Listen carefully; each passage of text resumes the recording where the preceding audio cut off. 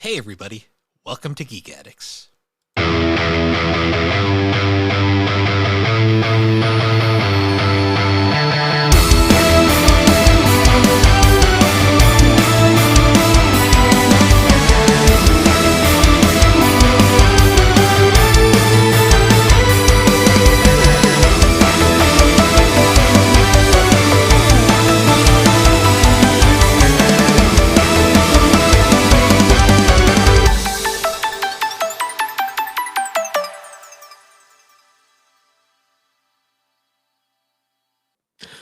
Hello everybody and welcome to Geek Addicts, the pop culture podcast where I thought we won, but all of a sudden everything's got super extra convoluted. I'm Bill and this is Matt. How you doing, Matt? Oh, I'm doing all right. How are you doing, Bill? I'm tired. This has been one of those weekends where I've not been sleeping well. So that's It's always it's great. been a rough few weeks in general, really. Yeah. Well, Alex turned 30 yesterday. Well, Join the club. she got to have one of those fun weekends where she gets to basically birthday all weekend because leap year. But Yep. yeah, they went to New York yesterday and I had to pick them up and their train didn't get back till like 11 at night. So Damn. I couldn't even have a beer. Like I was just like waiting because I had to go drive and pick them up. Yeah, you could have had a beer. I think it would have been fine. Yeah, I would have probably fallen asleep. Honestly, I was Fair. already tired. Fair. Because I proceeded to go home, have Speaking a of, beer, and then fall asleep on the couch. So oh, by that point, I can't say I'm surprised. Um, but yeah, it's just been a big week of just trying to fucking catch up with all the bullshit that all yeah, the bullshit that happened from the snowstorms. Like we lost a lot of food, we had to replace it all, and fucking that sucked because we had a lot of meat in our freezer, and that you'd think, when everything's fucking frozen, you put all the freezer stuff outside when everything's fucking frozen. You'd think it would stay frozen, right? no, Yeah, no, it's all no good. So because we had a lot weather of is meat too. That really sucked. yeah, because weather is fucking never consistent. Yeah. Because that was the weird part. We got all that snow, but it like wasn't super cold. Yeah. It was weird. Yeah. It's fucking it's New England. That's New England. Yep. And then tomorrow's supposed to be cold as shit, and then the whole rest of the week is gonna be like the weekdays are gonna be like in the mid to high 40s, and then the weekend's gonna be like 50s and 60s. Weirdly enough. Anything to melt the snow so we can see the fucking damage. Because I've seen some of the roads and holy shit, they have fucking Yeah. massacred so much shit up here. All right, well, you know how the streets are down here, and just from what I've seen so far, like the plowing hasn't made it any better. They're like just tearing up the fucking grass and shit, and like dirt is getting like ripped out of the ground because their plow drivers are just I don't know what the fuck they're doing. They're doing what plow drivers do, and that's namely drinking and driving. Scraping pavement, not snow. Everybody knows that. Fucking, if you go out and you're plowing through the night, you are drinking. Like that's it's one of those unwritten rules. Yeah. At least in New England. I don't know how it is in other areas of the United States. Well, down south they don't get enough snow, so in New England, if you're plowing, you're drinking. yeah, just don't be like that one dumbass that like recorded himself drinking and posted it on fucking Facebook. Like, the fuck did he think was gonna happen? But no, aside from that, I don't remember if it was before or after our last recording, but I beat Chrono Trigger. So now I'm at a weird point where I've beaten Chrono Trigger and I've beaten Hades, the two games that I was primarily playing. So I'm in that weird like video game purgatory where I'm not sure what to do. I hear you. I've been Yeah. I'm about to start playing Tales of Berseria pretty soon because that's our next 3D out game. Nice. Um, Very nice. yeah, so that's gonna be my gaming going forward. What was I gonna say? So yeah, we had our required reading for the week, and then after I finished up that, I started reading All-Star Superman, Oh, nice. and I only have like 2.5 issues left of it. But it was is interesting, but it kind of feels like all over the place. That's just Grant Morrison. Okay, fair enough. Everything Because they write is it super. almost seems like each issue is unrelated. Like as you start reading the next issue, and then like they'll be like, "Oh, by the way, Superman, he's dying because he's overdosing on sunlight." It's just like, oh, so we are still doing that. I thought we were just jumping around and doing different things. No, that's just how Grant Morrison writes. They're very peculiar. They write great stuff, but it is weird. Thankfully, All Star Superman is a standalone book. Like it's not canon to the continuity. I did think it was weird that like almost at the very beginning, he's just like, "I'm just gonna tell Lois that I'm Superman," and he tells her, and she's like, "Nah, I don't think so." And they just pretend that didn't happen going forward. Yeah, that's one way of doing it. She's just more... like, "I think you're lying. I don't think so." Yeah. It was a lot more dramatic in the main continuity. That's fair. Because they had started dating before that, and they were like about to get married when he revealed it. So they actually had chemistry for once. Fair enough. Yeah, All Star is an interesting book. Because a lot of people consider it like the best Superman story ever written, which I'm not sure I agree with that, but I do. It is one of the better ones, but I also don't think it should be the main, like the end all be all Superman. That's fair. I mean, it's fine. Maybe it's just because I don't have all like the pre-existing lore or whatever that they're constantly referring to, but I don't know. It's like I say, it's not like I'm not enjoying it, but it also is kind of cementing the fact that I'm just not really much of a Superman guy. Yeah. Curious what you'll think of Birthright when you eventually read that, because that's more of a more close to well, it was for a while his origin story before they decided to do a different origin story because they can't fucking decide. But yeah. Well, I'm not saying like I'm not gonna read any Superman ever again or anything. It just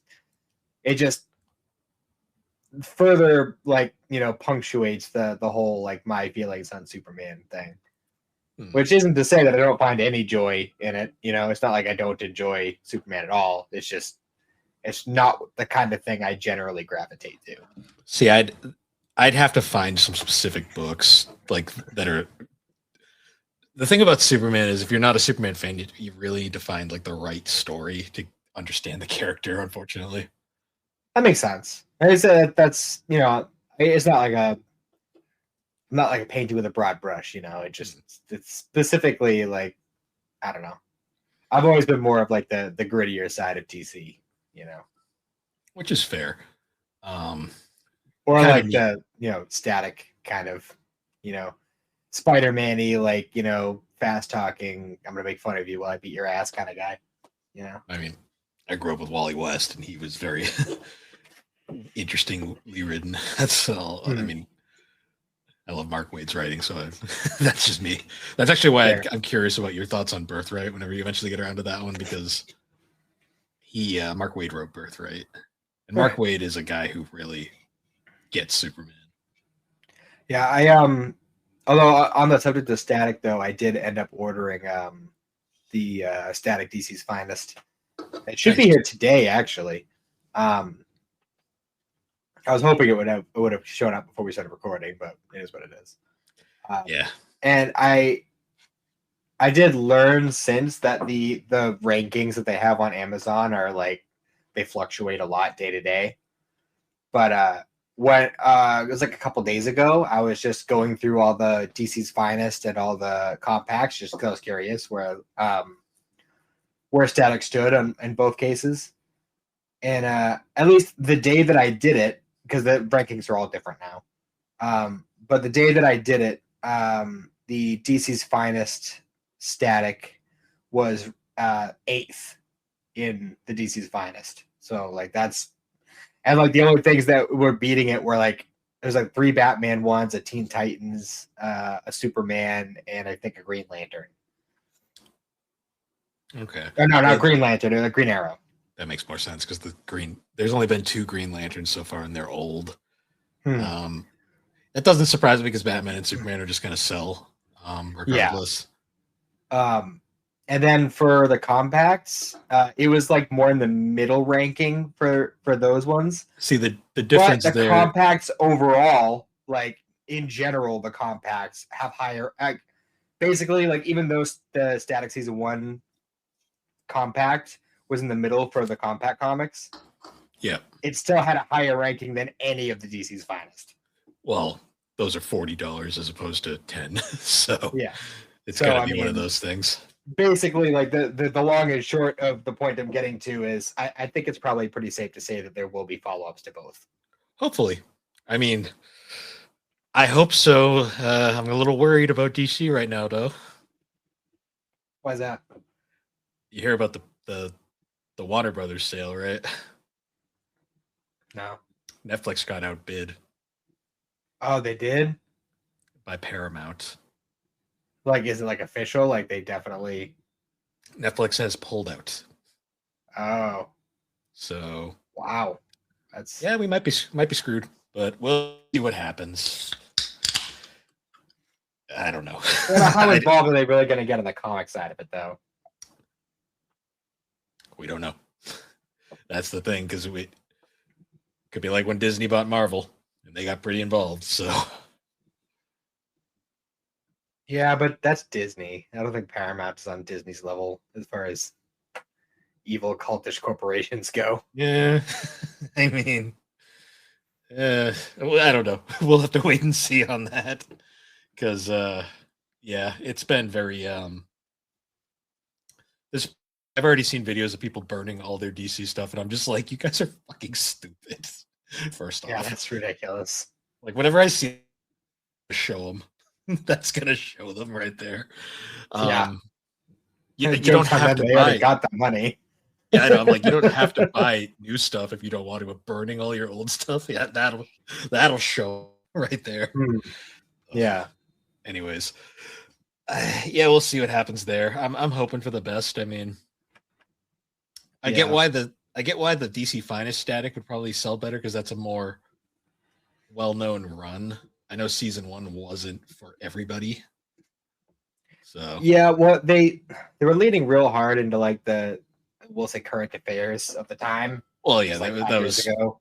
they went for a more modern take, which was fine, but it also was not the character a lot of people grew up with. It took me a little bit to move past it when I was reading it.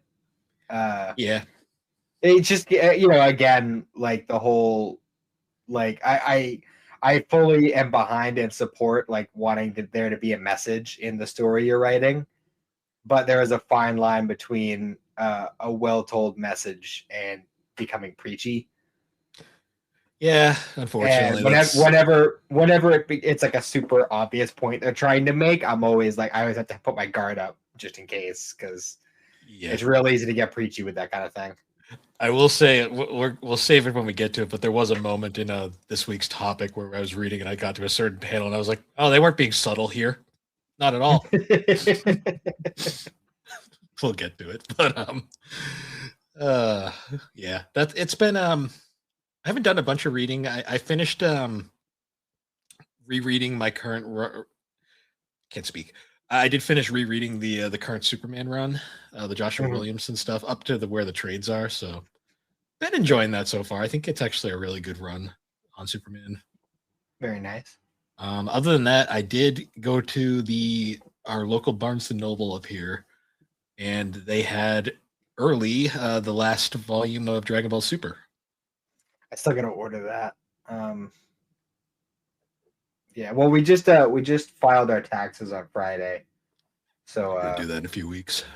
with any luck, I'll be able to fucking grab that last volume. Unrelated, but I bought these Jack Daniels ginger ales, and oh boy, it's like you have one sip, and you're like, I don't like this, but then I'm kind of like, it's kind of good though. 7% Oh, alcohol. jeez. Ooh. Yikes. Um, But yeah, yeah, like I said, I'm almost done with the Superman one. I'm not sure if I want to dive straight into the static when I finish it, or because I was also kind of really thinking about reading that American Vampire one. maybe change it up a bit. Read something that's like not superhero. Well, that was kind of my plan, was that I was going to like kind of go every other, like I did, V for Vendetta, and then I did Superman, and then I was gonna do the American Vampire, then I was gonna do, well, originally Batman, but now that the static one's gonna be here soon, I'll probably read that. Let me know when you get to Watchmen, because I think Watchmen, that's one that I'd like to do for the show at some point. Yeah. But no, that's going well so far. Oh, the other thing I found was I found the Dragon Ball Super, but I also found the new Chainsaw Man. And Oh, nice. what the fuck even is that manga anymore? Like, I haven't even got to the really insane shit yet, but like, I'm so confused. Yeah, it's getting pretty crazy. Like I read the most recent couple of chapters like a week or two ago, and yeah, it's getting to a point where I'm kind of just like, all right, let's get this going. Like let's, and the chapters are so quick too, so you wait like a week or two for each chapter, and then you Like, finish reading it within like 5 minutes, and you're like, okay, I guess I'll just sit on my hands and wait. yeah, like a spoiler warning, but like the most recent manga volume, they're at the point where Asa gets her arms back, kind of, and Oh yeah. I'm just like, huh? I'm like, okay, sure, why not? Oh, Yeah. Bang. now we're in purgatory. Sure, Yep. why not? Um, I love the fact too that they're like, anytime you think something's gonna happen, like they're gonna go somewhere with the characters, it's like Denji's like, no, I can't do that, and I'm just like, sure, Denji, sure, Yeah, right. We all know you're going to, so just shut up. yeah. I'm just like, okay. I did enjoy the little existential crisis between Asa and Yoro, though. That's always fun. I really like Mhm. them as characters, even though I don't really quite like where the book's going at this point. Yeah. Chainsaw Man's weird. It's like I like the story, but I'm like, he is like just like dragging his feet right now, and I'm like, what are you? Come on, man, come on. That's kind of just his character, though. You know? Well, it gets me because the first part fucking flies by, and then this part they've been just like whatever he's doing. Hmm. Yeah, when I read that, Yeah, well. love the art. The art's still great. Like, so that's one thing. Hmm. Yeah. I'm pretty close to finishing up the like fifth wave of the Arrowverse. I Nice. only because I already watched through the entirety of the Legends and Black Lightning seasons for that wave. So now I just have Supergirl, Flash, and Arrow. Yeah. Uh, Actually, I just got the part where it was after Oliver got kidnapped by Prometheus, Yep. and he kept doing the whole like, tell me your secret, Oliver, and he's like doing the whole thing, and then he finally like he snaps and just like, yeah, I killed him because I wanted to and I liked it, and he's just like, I give up, I'm done. He's like, I'm not doing the thing anymore. Yeah. He's like, it's a pretty intense scene. I liked it. I like that a lot. So I say like I know a lot of Is people that? say like after season 5. Oh yeah, the show takes a fucking dump after season 5, like very quickly. Well, season 5 is weird though because like I got my order mixed up because I thought this season happened in season 6 because like we're still getting like the 5 years ago flashbacks Hmm. of like his time in Russia and everything, but like we also keep getting these little flashes to when he first started being the Arrow in Starling City, because like the whole thing where like the big bad of that arc is the son of one of the people he killed in season 1. And like I for some reason I thought that happened in season 6 because I remember they started doing a thing where they started flashing back to his early days instead of his time, being lost at sea, I guess. Hmm. I So I love don't know. I, I love looking back at that show and looking at how much they were trying to like be different from the comics at times, like because he was never Green Arrow, he was just the Arrow. I'm just like, sure. Mhm. um, Well, he became the Green Arrow in season 4. yeah, but they still like really were trying to. Well, because by then that we were transitioning into DC was starting to find itself again. Hmm. I'll always remember though, I had a friend as a loose term back in the day who got really into Arrow, and we'd chat about it. And anytime I'd refer to a character by their comic name, he would be like one of those nerds who'd be all like, it's the Arrow. And I'd be like, no one cares, dude. Like, nobody cares. Because I'd say Black Canary, and he'd be like, it's the Canary. I'm like, no one gives a shit. Like, nobody cares. Yeah. It's literally the same thing. Pretty much. Well, kind of.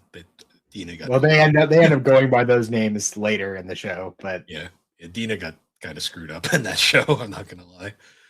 Yeah.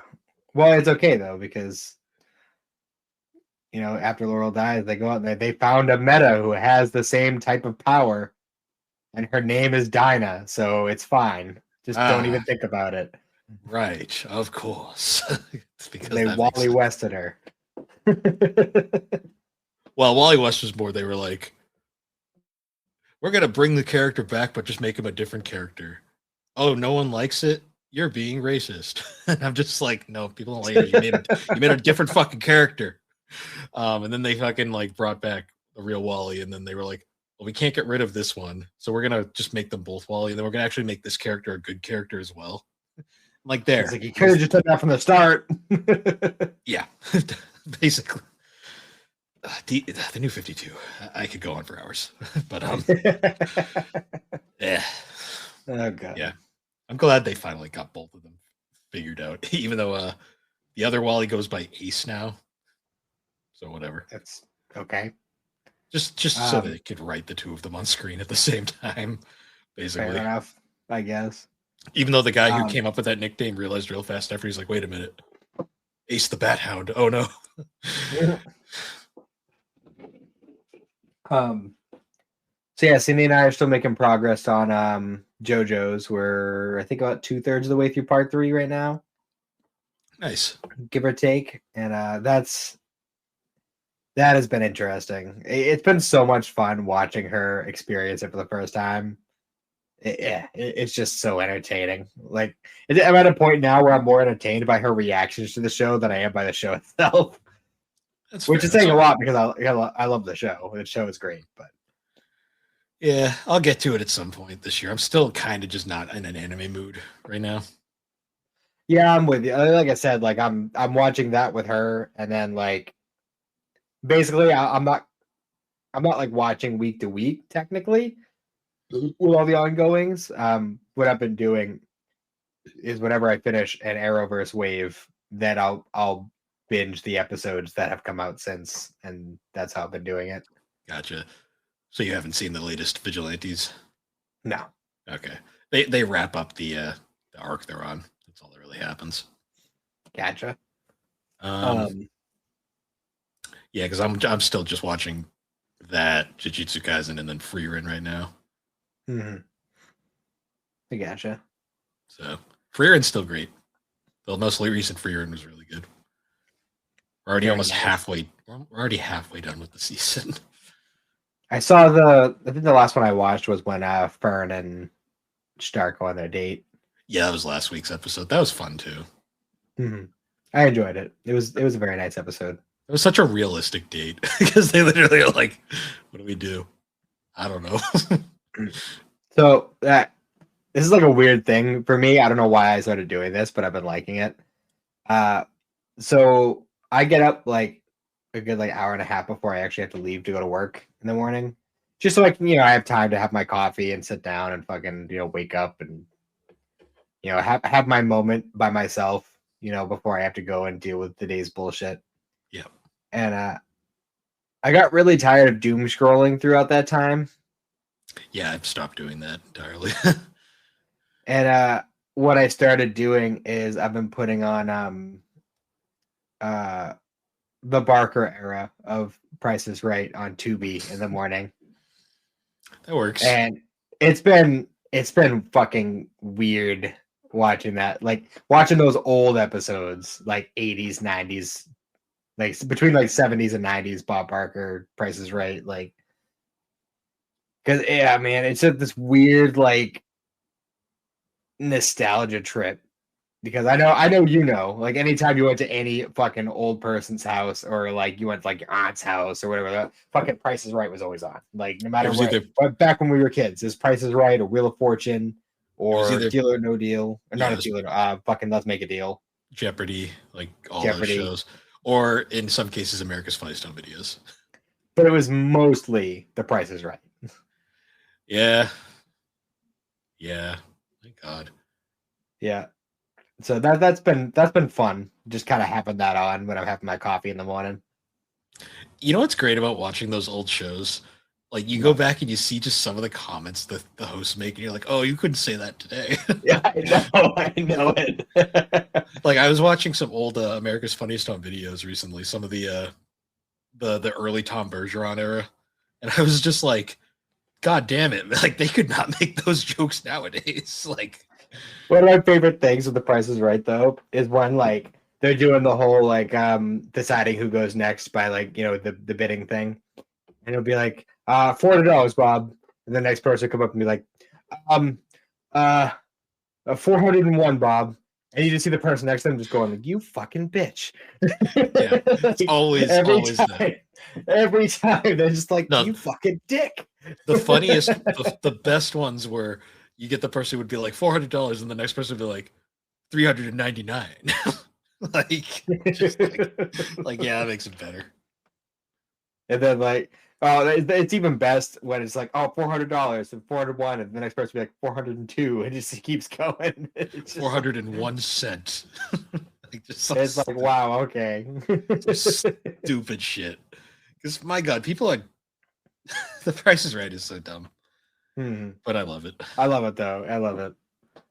Any of those old It's game been shows. fun going back to it.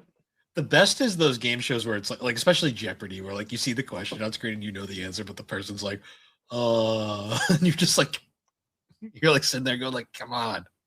And then yeah, because we went through a similar thing like maybe a year ago where we were going through like a Wheel of Fortune kick, but it was on Tubi as well, so it was like old like it's like 80s Wheel of Fortune, which is I don't know, it's just fun. I don't know, like game shows aren't the same as they used to be. They're not as fun. Well, no, everything's like sterile as fuck now. Like, do you remember back when Nickelodeon had game shows? Oh yeah, I remember Double Dare.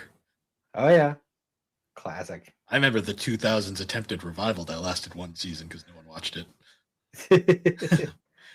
Classics. Yeah. But speaking of Tubi, they dumped a bunch of that stuff on there today. Nice. And I was just kind of floating through it a little bit. I tried putting on Powerpuff Girls for Francis this morning, and she was kind of into it a little bit, but I think it's one of those things that's going to take time because sometimes it takes a few times watching it before she really like attaches to something. Yeah. Powerpuff Girls was tough too because that show took a few episodes to really get what they were doing. Yeah. Yeah, because it was kind of a little disjointed at first. And then also what was it? I because she was already into like the concept of it, I tried putting on the 90s Ninja Turtles. And she seemed a little bit more receptible. I don't know the word to that. Well, 90s Ninja Turtles is very easy to get into because it's just kind of stupid. Like the 2003 show, that one's like dark as fuck for no reason. Yeah. It's like one of the only good things 4Kids ever did. But yeah, that's pretty much what I've been up to. Nice. Yeah, it's been a couple months. We're getting through it though. Yeah. Well, we got like another like month or so before we really start seeing spring. I mean, like I said, like, we do have like a 60-degree day coming up, which is fucking wild to me. Yeah. Yeah. I'm gonna be driving up the street and I'm gonna see like fucking like people in like shorts. I'll be like, you guys are psychotic. Hey, they exist. Yeah. They certainly exist. Yeah. Oh well. I guess we should probably get into our topic for this episode. Yeah. So we're doing another manga catch up. We're doing is this the fourth Death Note we've done? Mm-hmm. Oh wait, I think so.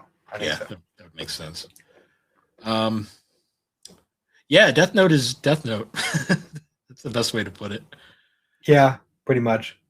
I Because we left off last time, L where died. L has died, and Light is pretty much the first thing that happens in this reading is Light is named the new L, and his dad decides to be like the keeper of the notebook, or everybody kind of votes for him to be the one, which makes sense in context. And then almost immediately we get like this little montage of just like everybody who was involved with anything with the Death Note up to this point is immediately killed. So everybody in the Yotsuba group, the two criminal people that they worked with, Weddy and Iber, they're both killed. It's just like he just fucking sweeps and just kills everybody except the task force, and that's all that's left. Which you gotta wonder why he left them alive in the first place. Maybe he just didn't feel like killing his dad. Because we noticed very quickly going through this second half of Death Note, Light gets kind of lazy at points and like leaves like these very crucial ways that could take him down, and he's just kind of like, yeah, that's fine. I won't worry about it. Well, he beat L, so now he's got that like super, like he was already overconfident god complex, like super hard into that. And then after he beat the one guy he thought that like actually could put him away, by that point he's like, all right, I'm on top of the world, nobody can touch me. Like by that point. Yeah. And he wasn't expecting there to be more of them. Yeah. He's like they were raising them up in a lab, I guess. I don't know. Which I have to say, the anime, he didn't really do it for me, but in the manga, N is it's N, right? Near and whatever you want to call him. He is so interesting to me because they literally just made him a more insufferable L.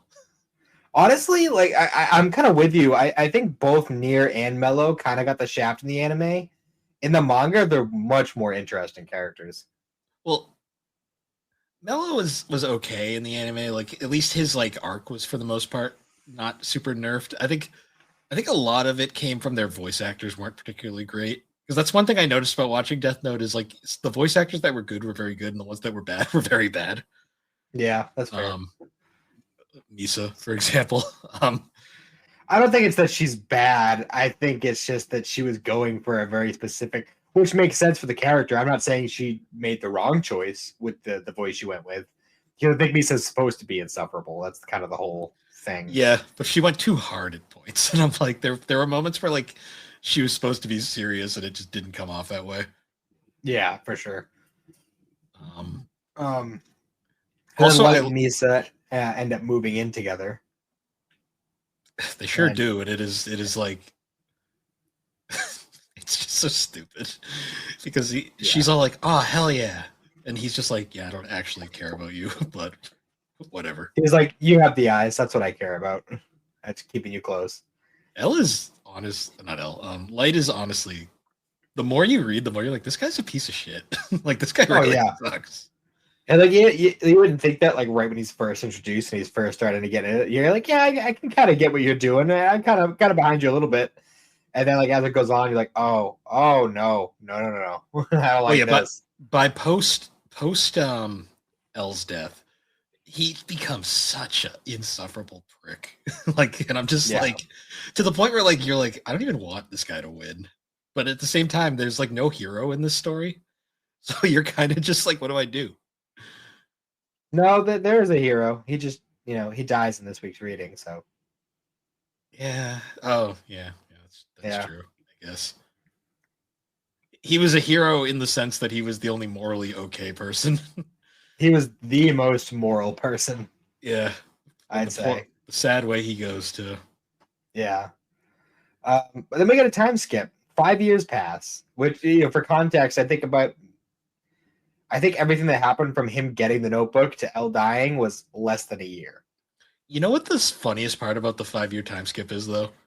What's that? Literally, if they didn't say it, you wouldn't fucking notice until his sister shows up. Like that is the only moment. Yeah. Because like she shows up. His dad gets way more gray streaks in his hair. But aside from that, yeah, way more gray streaks in his hair that you won't notice in the manga. Yeah. In the anime, yes, but in the manga, because I forgot about the time skip. So when his sister showed up again, I'm like, oh right, that's why she looks older in this part randomly. Yeah, and Matsuda's like trying to fucking hit on her and shit. right next to her dad. I'm like, damn, Yeah, dude. he's just like, I'll never let you marry a cop. I love how he's like, do you think she's single? He's like, you're damn right she's single. Like, I'm just like a little aggressive in there. They're going for the boss's daughter while he's right there. Yeah, right. No shit.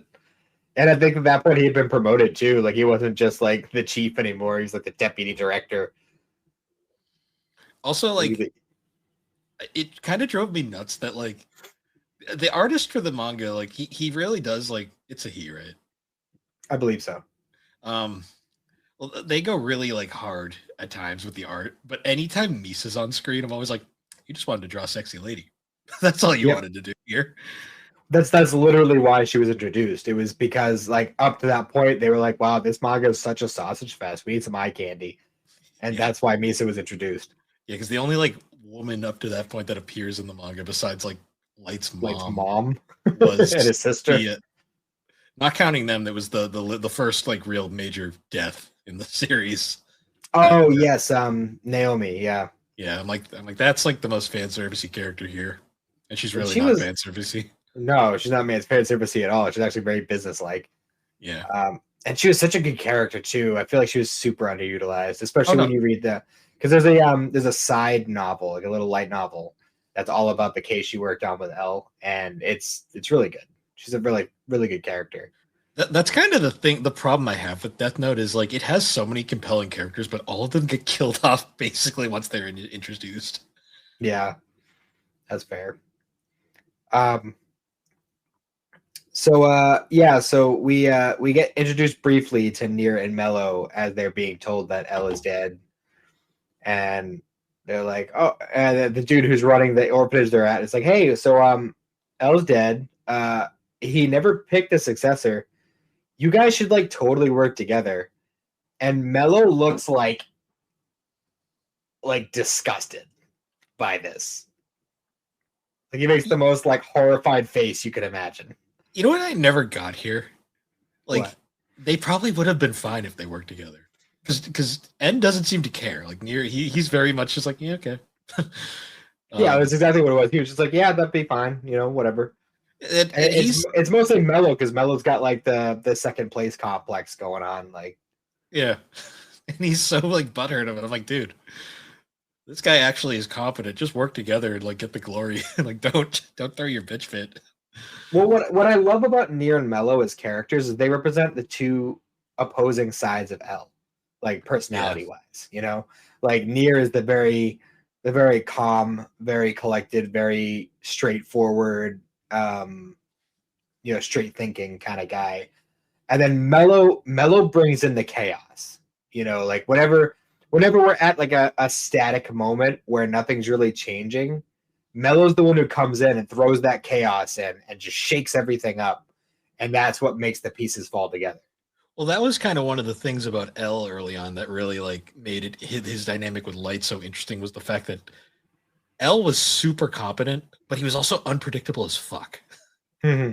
And I think that really like messed with Light to a point where it made it their dynamic super interesting because he could never get a read on the guy. The problem with N is super hyper competent, and he just gets under like Light's skin like constantly, which is hilarious. Yeah, because he's not shy about just being a dick. He does it in such a straight laced way though. He's literally L, but if he was like 10 times as insufferable. Like there's this one scene in this reading where I think it was somebody showed up. I think it was when they were doing the meetup with Mogi or whatever. And like as soon as Mogi shows up, he calls Light, and then Light answers the phone, and he's like, "Oh, wrong number, sorry." And he hangs up. He's like, "All right, so this guy clearly isn't the guy I think it is." And then Light's just sitting there like, "What the fuck?" He's just like so thrown off by it. Yeah. Ugh. We also get that wonderful scene of the other. What are the demons called in this? I'm already forgetting. Shinigami. What the other Shinigami who's like, guys, I lost my notebook, and the boss told me to get fucked. The funny thing about this is like this happened like obviously Ryuk took the notebook at the beginning of the series and then went down. So like it took him 6 years to realize he didn't have it. Yeah, and I also like reading, like watching the anime and then reading the manga. I keep forgetting that like that first notebook wasn't actually his. Yeah. Because there's like 3 notebooks in play, and it gets kind of confusing where they're at different points. Yeah, because sometimes you forget, like, oh yeah, when Rem died, they left their notebook. So there's a third one floating around because of that. That doesn't have a Shinigami tied to it. Because I think I'm not 100% sure. Yeah, But it's like we know. I don't know. Ignore me. Never mind. Yeah, I don't know. The whole Shinigami and like all the different notebooks in play definitely makes it a little bit more confusing when you start. Especially when they start swapping them around. Because I'm then like, wait, which one is which at this point? I don't even remember. Yeah. So I think ultimately the one that the task force has that ends up getting taken in the exchange and then like ultimately ends up getting given back is the original notebook. So like when Sido, that Shinigami, goes back to the Shinigami realm, he has his actual like original notebook. I loved his voice in the anime. Yeah, because he was just such like he was like the nerd kid. He's sitting like, alone, like in the fucking cafeteria, like I don't know, stacking his fucking goldfish or something. Like he literally is like, Rio, give me back my notebook, please. Give me my notebook. Yeah, it was great. I love the voice they chose for him. Like that was one of the funny ones, well, especially next to like Brian Drummond as Ryuk, who just like nailed that role. Yeah. Also, I love Ryuk's commentary anytime he's talking to Misa, like Light's talking to Misa, because Ryuk could just be like, "Oh, this is a loving relationship, huh?" Like, yeah, I know he's such a sassy bitch. The whole time just giving his commentary, and I love it. That's great. So yeah, the time skip happens, and by this point, Nier has set up shop in America. He has formed the Special Provision for Kira, which is essentially the American version of the task force. And they are specifically going forward, not working with L or his group, because obviously Nier has an inside information that the current L is not the original L that he aspired to be. And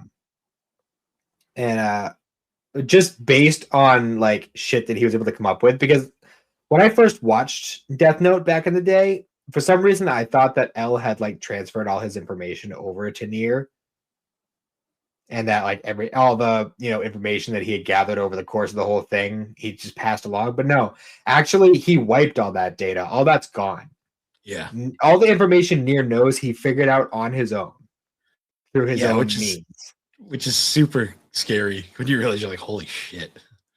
Like he found out that the notebook exists and that the task force has it and everything, because like I guess there was like a couple of the random cops when they were trying to get Higuchi like just happened to overhear the whole notebook thing and gave them that information. It was like a whole convoluted like spin about how he gathered all this information over the past 5 years. Yeah. Let's see.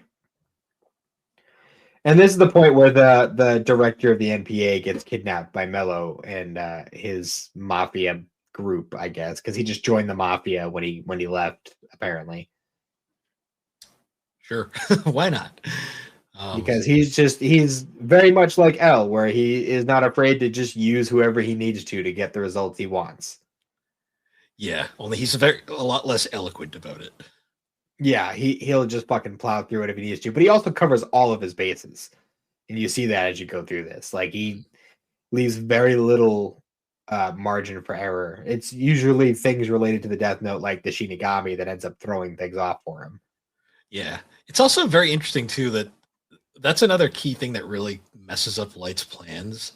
Is he spent all that time working, basically fighting against this one dude, and now he's got 2 of them, and like he's not doing well with 2. Yeah, especially because they both have very different styles about how they want to handle shit. Well, because I think a lot of his downfall comes from the fact that he spends so much time focusing on one that he completely forgets about the other one. Yeah. And that ends up biting him in the ass later. Yeah, for sure. So yeah, like almost immediately after they find out that the dude was kidnapped, some dude from the FBI shows up and he's talking to Light's dad, is like, hey, we know you have the notebook and we want it. And like Light's dad freaks out thinking that they were the kidnappers and everything else, but ultimately they end up working out like, the miscommunication. And it's like, no, we just know about it. We have our own information gathering, but we'll help you out with this whole situation. And then fucking the dude just fucking hangs himself. The dude who was kidnapped, because I think it's assumed. I don't think we actually get told, but I think it's assumed that Light killed him. That's kind of the general thoughts. Anytime someone dies unexplainedly, it's either Light did it or Misa did it for Light. Yeah. So and then the kidnappers call, and they're very interesting about their choice of words, because they don't specifically say we killed him. They say he's dead. We're gonna do the trade now for Sayu Yagami, which obviously throws everybody off super hard. Yeah, that what they do to Sayu is so fucking ridiculous in the story. Yeah, she just gets like super fucking traumatized with the whole deal. I don't even think like anything like specific happened to her either. I think it was just the act itself of the kidnapping and the whole trade off and everything just fucked her up. Well, what's crazy is when she gets rescued, like she seems fine, and then we don't see her till later, and she's just like wheelchair bound. I'm like, what happened? I think she's just so fucking broken by the experience that she just can't deal. Yeah, even in the anime, I was always like, what? I was so confused by that. I was like, okay. Yeah, she's just not dealing with it very well. Yeah, it was bizarre. But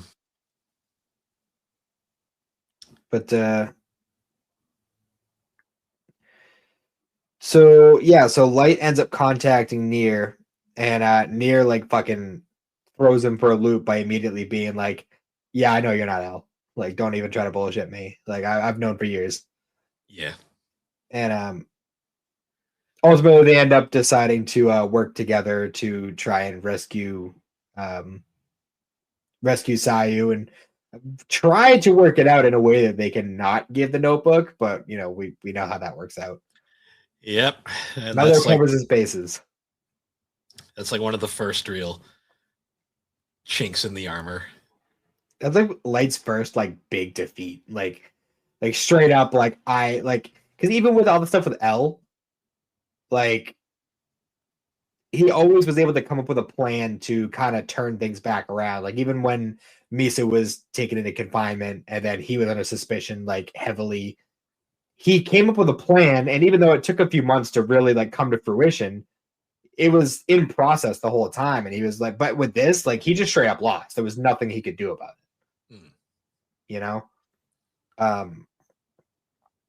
And then they end up going, or rather Light's dad goes to do the exchange, and as he's at the airport getting ready to get on the plane, dude shows up from the mafia, is like, hey, you're getting on this plane instead.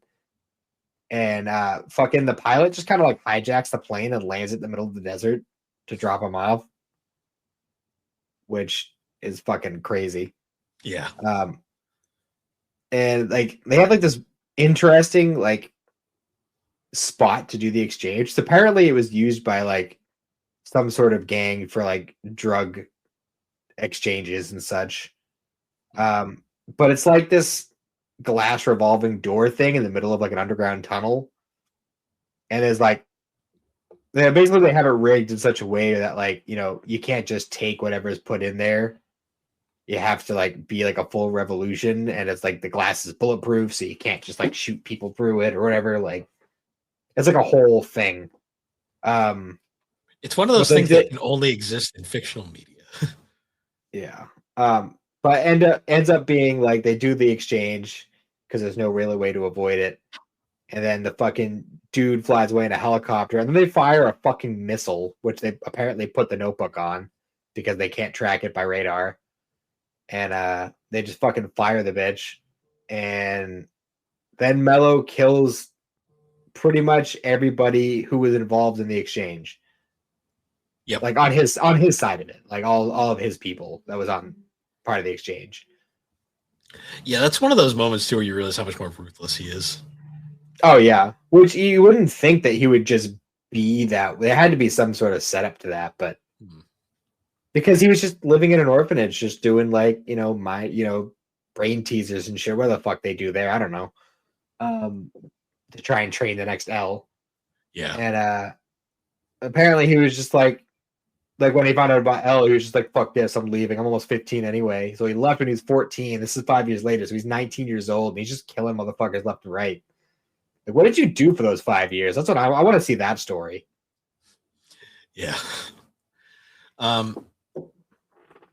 So does he have the notebook by this point or not yet? Mello, yeah, he got the notebook. I know Mello gets one of them. Doesn't Nier gets one too, doesn't he? That's not until that's not during this reading. Okay. Oh no, I'm thinking of about how Nier discovers the rules on the book were fake. Yeah. Yeah. Yeah, because at this point, Mello has that notebook that they just exchanged that the task force had. Yeah. And then Light and Misa each have their own notebook. Yes. Yep. So hold on. Oh yeah, so this is the point where Sido realizes that his notebook is missing, and he comes down because he comes around and just starts bugging Ryuk about his notebook. And he's just like, look, I don't know where it is. Some other dude took it, and I'm not attached to it anymore, so I can't really help you. I do like the fact that when he first appears, he's in the room with Light and like Misa, and he's just like, can we like, I gotta step outside real quick. He's like, I can't do this here. They just leave. And apparently one of the first things Mello does is he kills like half of the people on Nier's team. Who I don't think we mentioned, they're all FBI and CIA agents that joined his group. Yes. And he kills like all but like 4 of them. I think because it was Nier. There's a black-haired dude, the dude that talked to Light's dad, and the chick, right? It's just those 4. And Nier, obviously. But apparently, like, we find out later that he knew the names of 2 more of them. He just decided to leave them for later. Which ended up working out for him. Yeah, it's one of those rare cases where they do something. I'm just like, why are they leaving easy ways for them to get fucked later? But I guess in this case, he was okay. Yeah. But by this point, Light and Nier decide to exchange information about, like, where their investigations have taken them so far. This is where Light tells him about all the rules in the notebook, and Nier mentions that Mello is from Whammy's house, and they were trying to like raise the next L. Then Mello calls Light's dad because apparently he just kept his number. It's just like, hey, I want to ask you some questions about some stuff. And at this point, like, he's pretty much a permanent hostage because Mello had the notebook, and if he needed to, he could just kill him or his daughter or whomever he wanted to with it. Yeah, and he's just at this point. But the sad part is we just watch his dad just like break as a human, and like he's just so mentally done by this point. And then Mello's follow-up is like, I'm gonna call the president of the United States. I'm gonna demand all this shit from him. Yeah, I'm just gonna call George Bush because it was clearly George Bush they were going for. Well, the second guy was clearly George Bush. Yeah, as I saw him, I'm like, that's just I'm like, yep, you're not being subtle here, guys. Yeah, no. There's another. Actually, there was a bonus chapter that was released like 5 or 6 years ago, and they do a very similar thing. Yeah, I can imagine. We'll get there eventually. But yeah, he calls up the president. He's like, we want funding, we want weapons, resources. I want all the information you have on the SPK.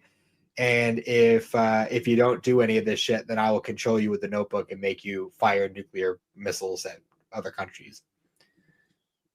And obviously, even though he doesn't know that that's technically impossible, he does what he's told. But then the president contacts Light as L to try and figure out, like, a way out of this whole situation. Yeah. To which he is then told, yeah, the notebook doesn't work that way. It can't make people kill other people. So you don't have to worry about him making you fire missiles or nothing. But he convinces him to stay in contact with him so that he can now use the president of the United States as a tool. Yeah. The web just keeps getting more and more complicated. Yeah. And while all this is going on, Misa's just been scrolling through known members of the mafia, just trying to find somebody who has a name but not a lifespan, so she can tell who has the notebook. Misa's entire character arc throughout this entire thing is she's doing that, or Light shows up. She's like, Light, be a boyfriend. And he's like, And he's like, no. no. And she's like, and then she literally just becomes the okay face meme where she's like, okay. It was just an excuse for the artist to draw her in fucking lingerie whenever he got a chance. That was really about it. Pretty much. But eventually Light is able to work out where Mello's hideout is. And he sends in the strike team provided by the president to just storm the place and just fucking kill everybody and take the notebook back. But this is when it's revealed that Sido had gotten into contact with Mello and had been convinced to help them. So he was running around ripping off everybody's helmets while Mello wrote their names in the notebook. And yeah, that plan did not work out. Yeah. And then by that point, Light's real mad about the whole situation. And yeah, we're really starting to see him break as a character here. Yeah, he's starting to realize that he's not as fucking infallible as he thought he was. Yeah, yep. And then he realizes that Ryuk knew that there was another Shinigami around and just starts fucking like berating him about it. And yeah, ultimately, he blows up at so many people here. Like he blows up at Ryuk, he blows up at Misa, and Misa's just doing her job. I'm surprised Ryuk takes it, honestly. Because there's no rule saying that Ryuk can't just kill him just because he feels like it. Actually, specifically, he's supposed to kill him in the end. Like, because he says that right at the beginning. He's like, when it's your time to die, I have to write your name in my notebook. And that's how this whole thing ends. The foreshadowing of it. Yes. But ultimately, he bullies Ryuk into helping him with the whole process. And then, see, this part, it made more sense in the manga, so I kind of give it a little bit of a pass. But watching it in the anime, like, the logic behind it didn't make any sense to me. Mm. And I felt like it was kind of a stretch that everyone on the task force just buys it. So he sends one of his death notes to the task force as Kira and says, hey, I don't like that these criminals have the notebook. So here, take my notebook and I'll you can use it to do what you need to do to fucking get the thing back. And they all just kind of accept it. Mm. Like, in a way, like the way they explain it in the manga, like, is like, well, I still have access to the Death Note's powers, so it's not like I'm really like losing anything. And I'd rather the good guys have the notebook than literally the mafia, which makes sense. Yeah. But I don't know, just the whole idea of it just doesn't make sense to me. Like I just don't get why they would just accept it blindly. And it makes sense that why Nier would be suspicious about it, you know? Mm. But let's see, where was I?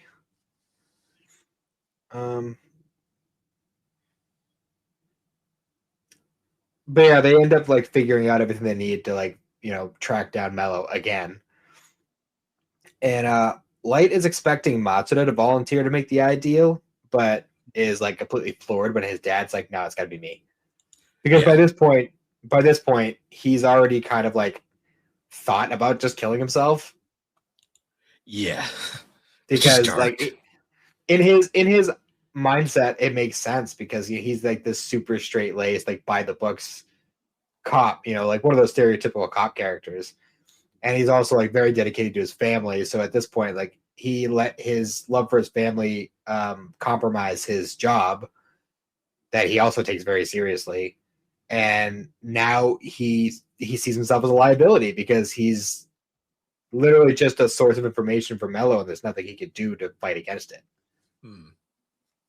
So like at this point, he sees himself as a liability. He's not providing anything to the task force. He's not providing anything to his family in a way in his mind, because now just because if I even do one thing that Mello doesn't like, he could just kill my whole family.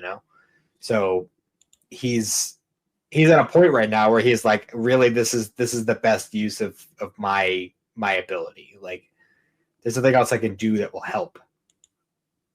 So he ends up they decide that he's going to make the ideal and he's going to be part of the strike force that comes in and fucking. Oh, right, because part of the whole thing was that like Kira, quote unquote, had written down all the known mafia members in their circle before he sent the notebook. So it was like, all right, well, at this point, there's nothing you could do.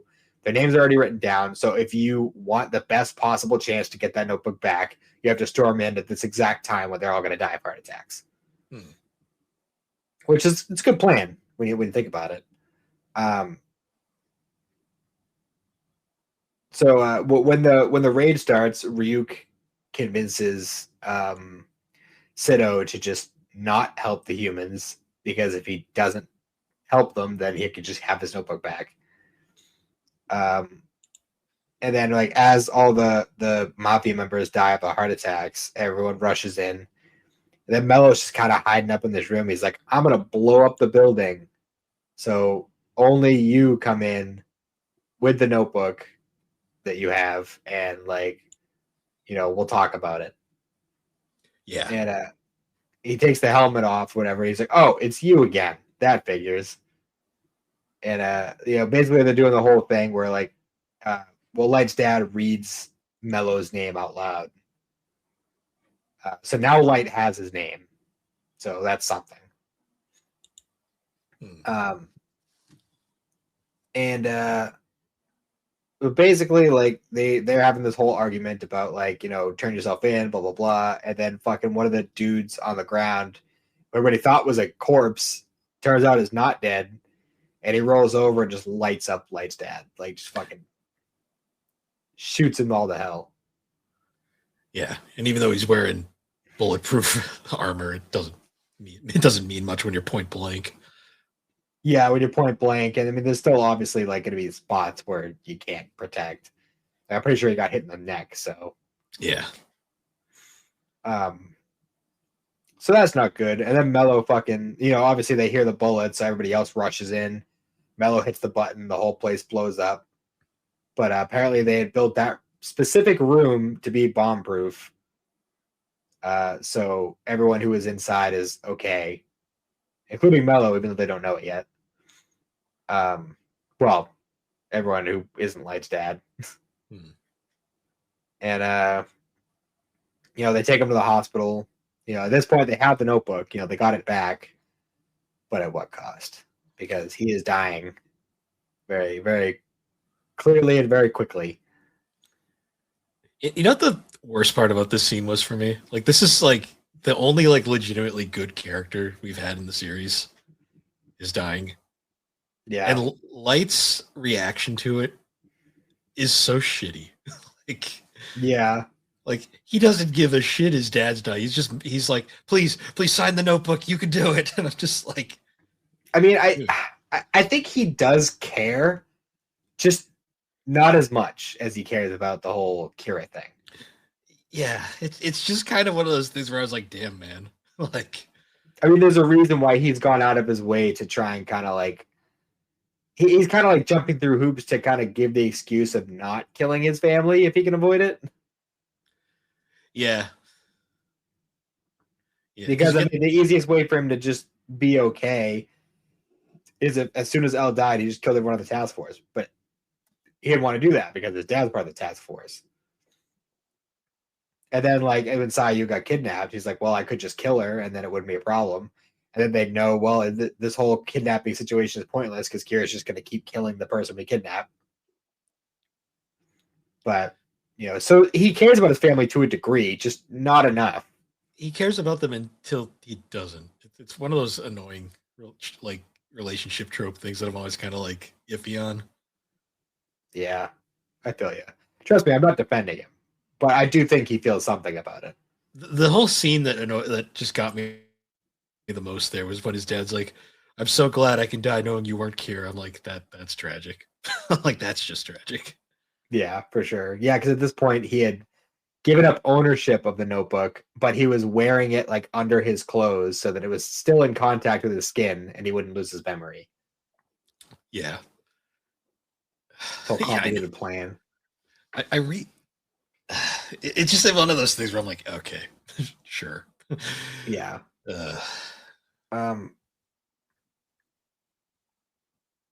So at this point, he dies, and then fucking they give the notebook back to Sido, and he goes away. So now there's only 2 notebooks in the world. Yep. And at this point, Nier is starting to suspect that L is Kira. I'm amazed he's only starting. Like, it's kind of obvious. Well, at this point, it's like, yeah, it's a possibility, and that is the suspect that I have, so that's what I'm going to pursue at the moment. But he's only like 7% sure, I think he says. So until he gets more information, he's kind of just like, yeah, I'm going to move forward in this direction, but it could easily be something else. And the current president has died. And George Bush takes over. So yeah, that's something. Yeah, it's very clearly George Bush. It's very obviously George Bush. Both the way he looks and the way they write him. I'm just like, part of me wonders if this was Viz translating a little bit, but I'm not sure. I don't think so. I think it was just the author. I don't know. There was just points from like, did they exaggerate it just to make it worse, or I don't know. Maybe I don't know. It was just funny me reading it. I'm like, yeah, this was definitely the mid 2000s. And then we have this interesting moment where, because this is the point where Bush is like, yeah, the U.S. isn't going to oppose Kira anymore. Oh, they were just calling him Bush, even though he's technically unnamed. No, he has a name. It's just not Bush, but we're Bush. just going to call him George. We're just going to call him George Bush.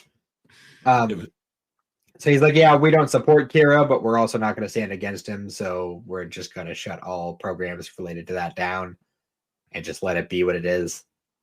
And like after that press conference, we have this moment where Matsuda's like really starting to wonder like if Kira's like actually evil. And it starts this really interesting conversation within the task force because obviously like the other members like Aizawa and Ide, like they're both like, no, or Mogi, like they're all like, no, what are you talking about? Of course he's evil. He's like this and that, but like, and Matsuda puts up a lot of good points. He's like, well, like I feel like as twisted as it is, like he is trying to do good in the world and he's trying to make a difference. And at the end of the day, I'm a cop and I'm still going to go after him, but I just can't believe that he's evil. Which I mean, we, the reader, who's been seeing all the behind the scenes stuff as we go along, it's like, no, he's pretty evil. Yeah, but I understand where he's coming from, and it makes sense. And that's the same kind of shit that Light's been using to justify his actions this whole time. The thing that bothers me about Light's whole plan at times is like the whole like he goes about it in like this way that he's like, I'm doing good, I'm killing bad people, but then he's like, his motivation for it is like literally like, I'm bored. Literally. He literally said that in chapter 1. He's like, I'm doing this because I am bored. And then eventually he ends up buying his own bullshit. Yeah. It's like he's just such a he is the best villain protagonist probably in an anime manga because my god, he's definitely up there. He is a absolute shithead at this point. For real. Yeah, he's definitely up there as far as villain protagonists go. Like when I was watching the anime, like the farther you get in, the more you're just like, why am I rooting for this guy? Like, you stop rooting for him after a while, and you're just like, it's like you're like you kind of like just like it. There's a reason why they say like the second half of the series loses the plot, because by this point you're just like, what are we doing? Like, where is it going? I get that.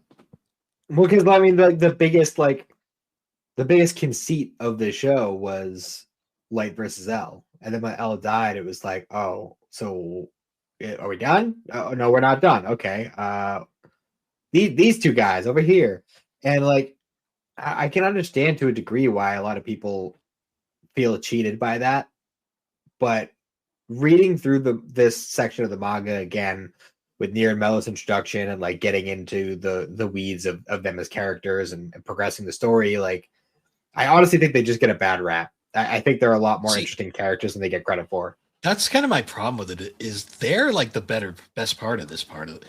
Light is just his character has diminished so much at this point that I'm like, he honestly kind of drags them down a little, because like they have these great characters, but they're dealing with like this guy who's just slowly losing his mind. Yeah, and like Nier and Mellow have such an interesting chemistry between each other too. Mm. That Like, goes beyond Light, you know. Like, it'd be kind of interesting if like, just rewriting history here a little, if like after Light becomes like in charge, he kind of just disappears for a while, and then we like focused on just them for a bit and built them up as characters, and then Light made a return. That would be interesting. Because the problem here is like they have such an interesting character thing, but they're dealing with Light, who's like, his plan is so fucking a mess at this point, because he's like, they kind of just ran out. They kind of like forgot what he was even doing at this point. Yeah.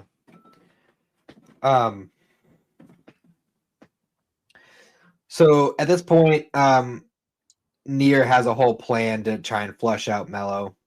He decides he's going to. Well, I mean, at this point, he kind of doesn't have a choice, but he's going to officially disband the SPK because he thinks that Mello will make contact with one of the SPK members that he left alive earlier to try and get information on Kira and on Nier, and it happens almost immediately because he's even like, yeah, he's probably gonna go after what's her name, Hal Lidner, because she's a lady and she'll be easier to overpower if it comes to it, and that's almost exactly what happens.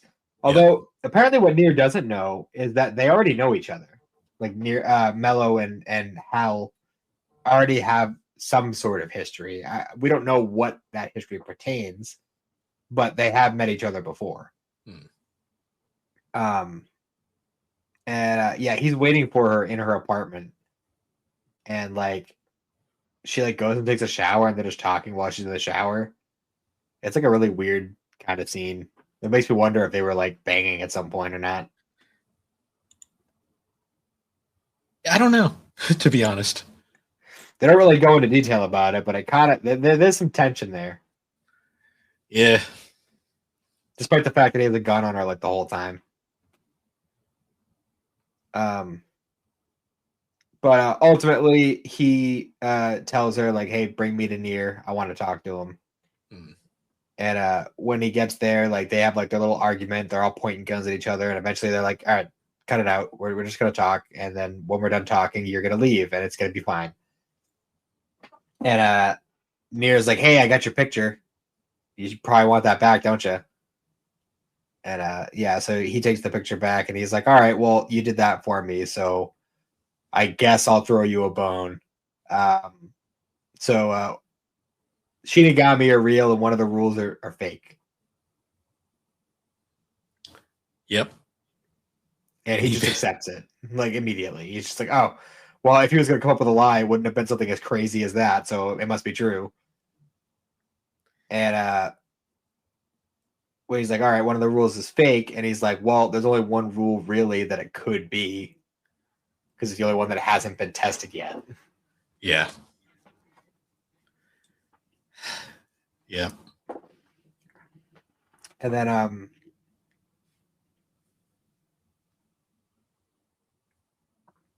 oh yeah, at this point, Light is ordering George Bush to investigate the SPK members to determine who they are. And Demigawa, remember him? All the way back from when Misa was introduced? Yeah, he's back. And he has announced himself. Yeah, him. I forgot Yeah, he was an older character. Oh yeah, he has announced himself as the official spokesperson for Kira, and like Sakura TV is doing like specifically like we are the Kira channel now, I guess, and they're encouraging people who support Kira to come forward and join the cult, I guess. Yeah. Everyone come and drink the Kool-Aid. And then Nier calls them up, and he's like, "Hey, so I caught Mello, but then he escaped. But we talked for a little while, and he mentioned Shinigami, and I was like, Light's like, yeah, they're real. I just didn't bring it up before because I didn't think you'd believe me." And he's like, all right, well, he also said that one of the rules is fake in the notebook.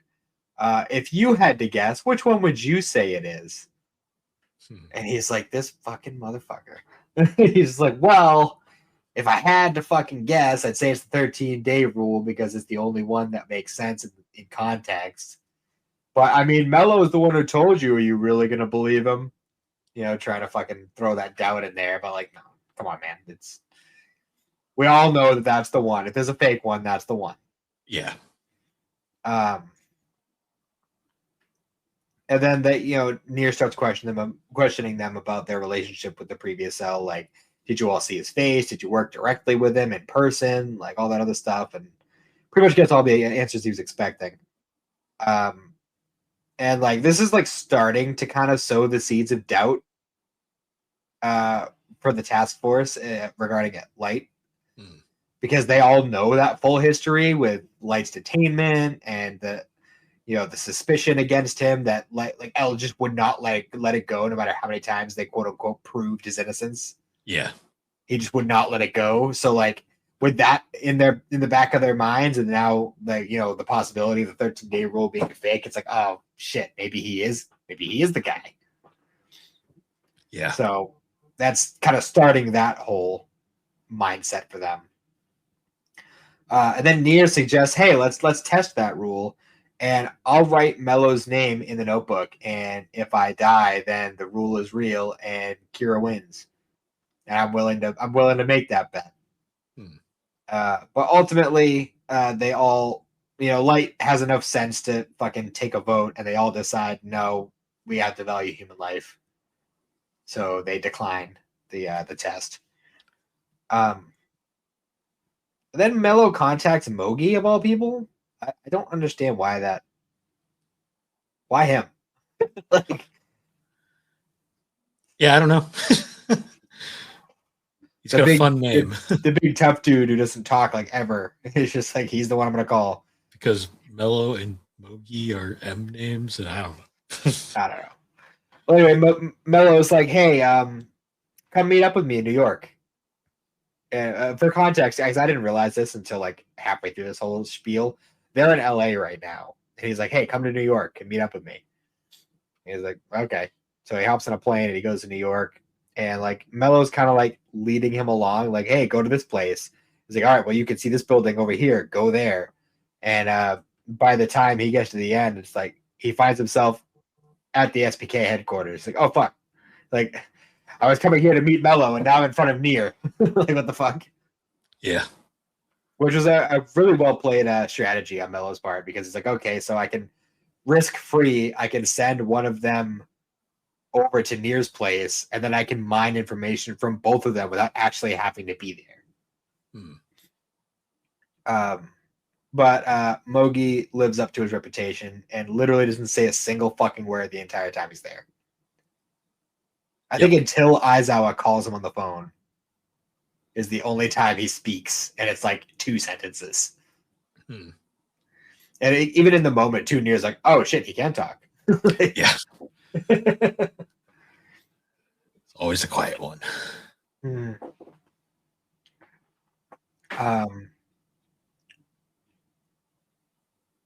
So at this point, the mistrust is growing even more within the task force. And I feel like at this point, like it's mostly Aizawa who's starting to question things because Matsuda he's just too quick to just accept shit. And yep, that'll bite him later. And Ide wasn't there for any of the containment shit or detainment. Like he had quit the task force before they even met L. Yeah. And then I don't think he rejoined it until like right before L died. So he missed that whole thing. So at this point, like Aizawa is the one who's really questioning everything. And eventually Light contacts Demigawa as Kira and convinces them to storm the headquarters that Nier is at to just fucking kill him. Yeah. And then the second they show up, because at this point Mogi's been there for 2 days, hasn't said a word, just been sitting there with them, not being allowed to leave. And as soon as like Demigawa and all the Kira fucking fanatics and crazies show up, he calls them up and he's just like, yeah, so L is Kira. The timing of this is way too specific. There's no way, because nobody would know that I was even here. So I'm just going to say right now, L is Kira. And this is the point where Aizawa was like, all right, I got to do something about this because this is getting a little too convenient. And then I love Nier's strategy here to get away from like the giant mob that's fucking threatening to fucking kill him. Yeah. Is he? So it isn't mentioned up to this point, but Nier had inherited all the money L had made being the greatest detective in the world for like 15 years. And he just dumps it all out of a helicopter, or like, no, he dumps it out of like one of the higher stories of the building that he's in. Like, yeah, millions and millions and millions of dollars he's just dumping out. And everyone is so distracted by the money that they just slip out, disguised in like riot gear. And then when Nier finally makes contact with them again, he lies to them and tells them that Mogi died. And that was kind of like a way to like give the members of the task force that extra push to be like, oh well, if he's dead from that whole thing, then I think the chances of Light being Kira are actually pretty fucking good. So I'm gonna call Nier up and I'm gonna cooperate with him. And then as soon as Aizawa gets there, he's like, yeah, so I lied. Mogi's alive. He's right here. I said that to kind of give you guys the push you needed to actually contact me and talk to me about this shit. And at this point, Light's kind of freaking out. He's like going over to contingency plans because he already knows that he's kind of in the shit right now. Yeah. So he tells Misa to give up ownership of her Death Note so that she'd forget everything. And he has her send the notebook to someone. And we'll just leave that at that for now. Because we are setting up for another new Kira to take the stage. Yep.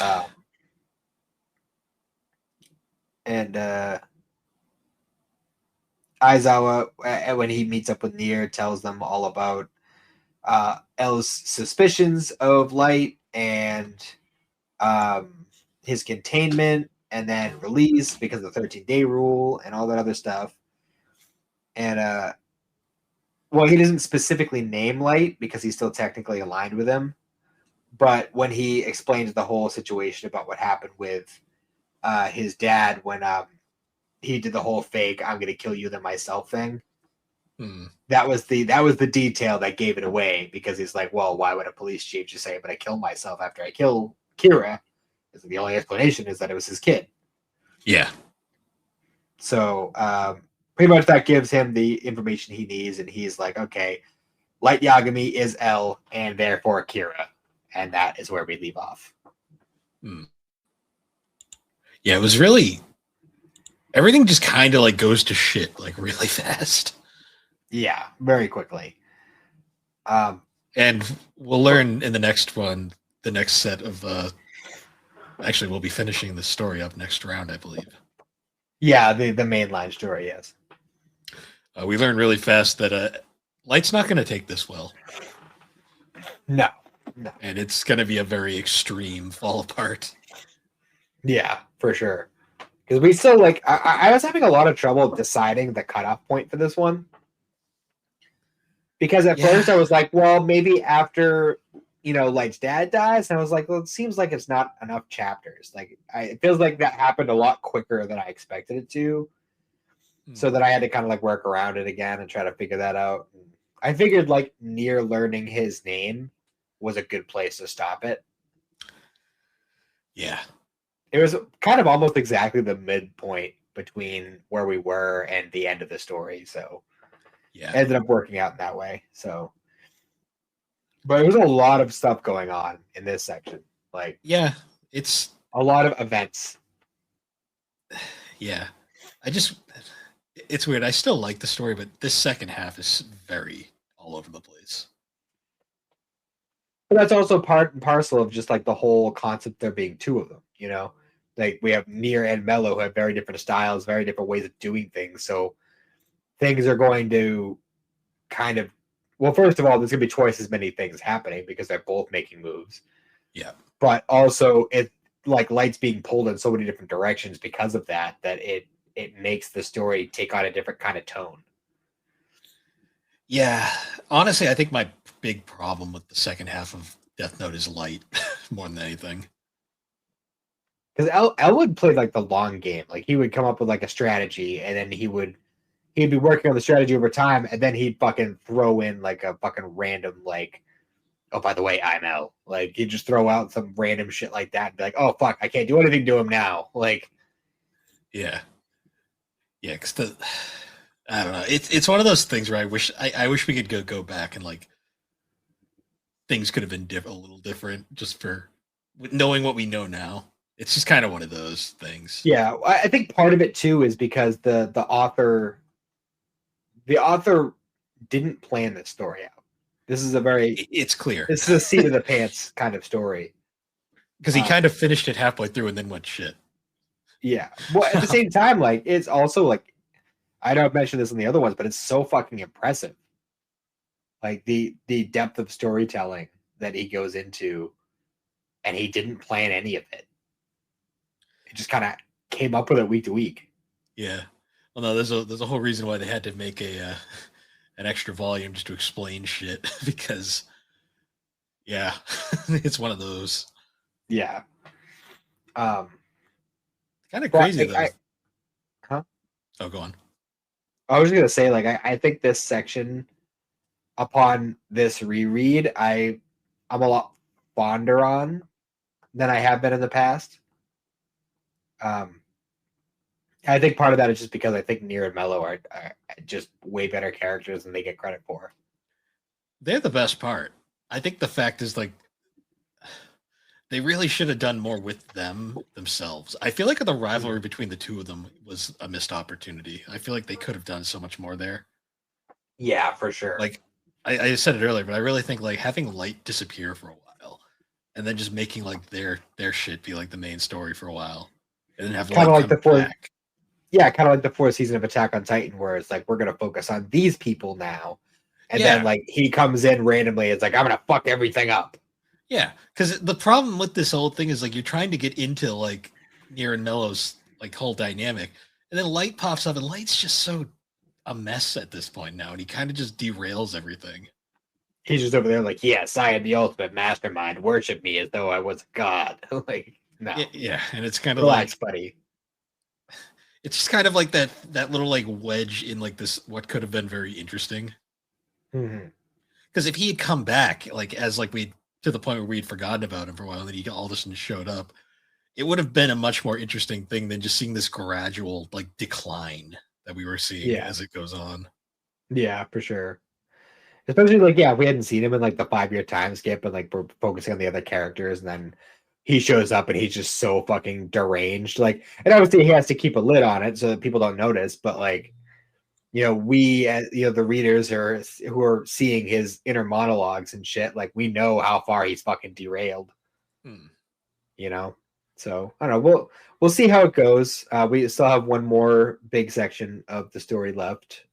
It's actually kind of crazy. We're going in the next round. We're going to be wrapping up all 3 of the main stories we're currently on.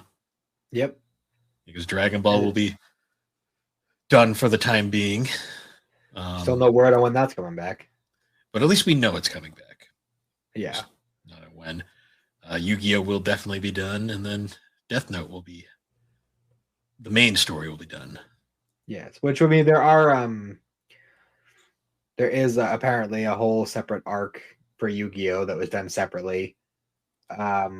And also there are like extra shit for Death Note I would like to cover in the future. Like with the short story collection that was released recently. Yeah. And I'd like to cover the light novel at some point as well. Yeah. But as far as like the mainline stories, yeah, we'll be wrapping them all up in the next round, which is wild. We've been working on these since like the beginning of last year, right? Yeah. Probably even before that, honestly. Because I think we agreed we were going to do as an in-between before we get into a new set of a new rotation. We were going to do another Pokemon. We were going to do Diamond and Pearl Platinum in between. Yeah. Well, I was thinking we could even do Diamond, Pearl, Platinum, Heart Gold, Soul Silver, and Black and White. We could. But that's up to you. Yeah, we could potentially. It's going to be a lot of reading, but we could do that. Well, we wouldn't do them all at once, you know. Well, the same way we do this.